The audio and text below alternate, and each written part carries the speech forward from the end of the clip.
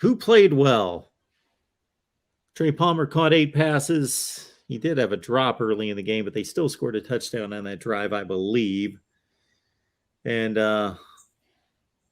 man, the first half, Casey Thompson looked like fill in your pro quarterback, Peyton Manning, whoever.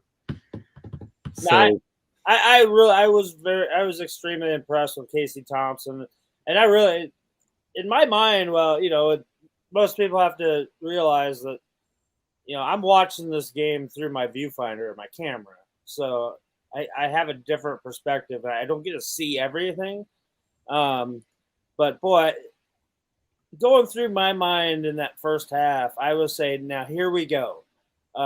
You've got a better version of an Adrian Martinez that isn't going to make the stupid mistakes and everything, and he gets that one that snap when he was in the shotgun, that snap that went off his hands and went up in the air, and he went back and he grabbed it and he hits Travis Bulklick for a first down. I mean, you're just like, wow, that was sweet. And then obviously that pass, later on when he started to scramble all over the place. He actually went out of my, the sideline was blocked. I couldn't even see when he turned back around, and then he found Isaiah down the field, which was right in front of me. It was actually a really cool shot the way it all came out. And you're thinking, boy, this guy can do it all. I mean, he can get out of any kind of a problem. But then, as that second half progressed a little bit, he got under fire a little bit. They got to him a couple of times, and he had those two interceptions again. Like, I weren't really all his fault, but I liked what I saw from Casey Thompson, and you know what, he is. He came and talked today at the press conference, and he is such an impressive young man to listen, talk to. And, he's played a lot of football, his age. I mean, he's an older guy. He's a mature guy, and he doesn't get rattled. And it was kind of funny today that he had even mentioned, he went back to a question that was asked over in Dublin last week at when he spoke at one of the press conferences. And, one of the reporters had asked him about the wide receiver talent at Nebraska compared to at Texas. And, he had said at the time, he was raving about his guys, obviously, at Nebraska. And it ended up that he took a lot of heat from the Texas media over this, because they were saying that, Casey Thompson says the Nebraska wide receivers are way more talented than the Texas wide receivers. And so he went out of his way to actually bring that up and praise all of his former teammates at Texas, and he had said that he had plenty of text messages and phone calls from those guys after the game Saturday, and but he said, moving forward, please don't ask me about Texas anymore. All I want to do is talk about Nebraska and this team moving forward, and that meant a lot to me.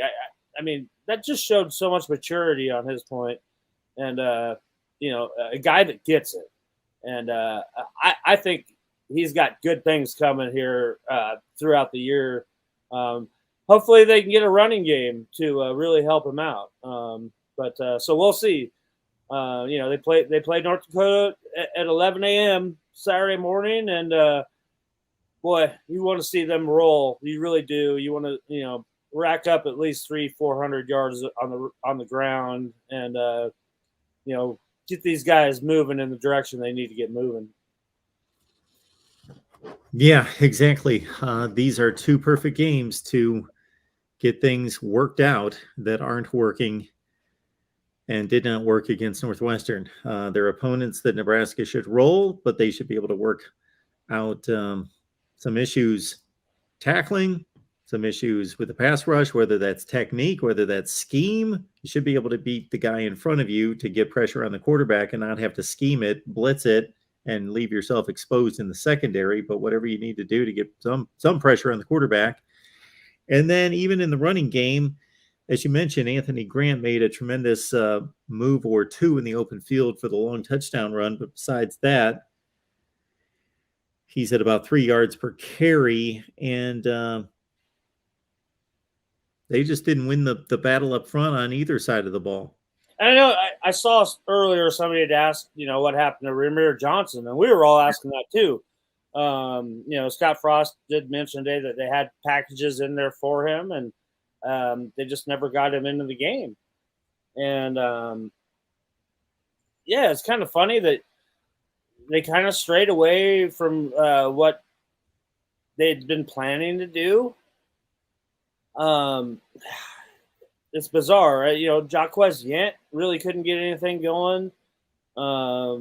Gabe Urban, where was Gabe Urban? He didn't even get a chance. It's just kind of bizarre that the way this all transpired, that it was nothing that we were expecting to see. And like I said, they better run the ball a lot on Saturday and get this thing figured out. Because I thought the O-line played okay, but you didn't win anything in the trenches on either side of the ball in that game. And that's disturbing in this league, because we all know that you've got to control a line of scrimmage to be a good team in the Big Ten.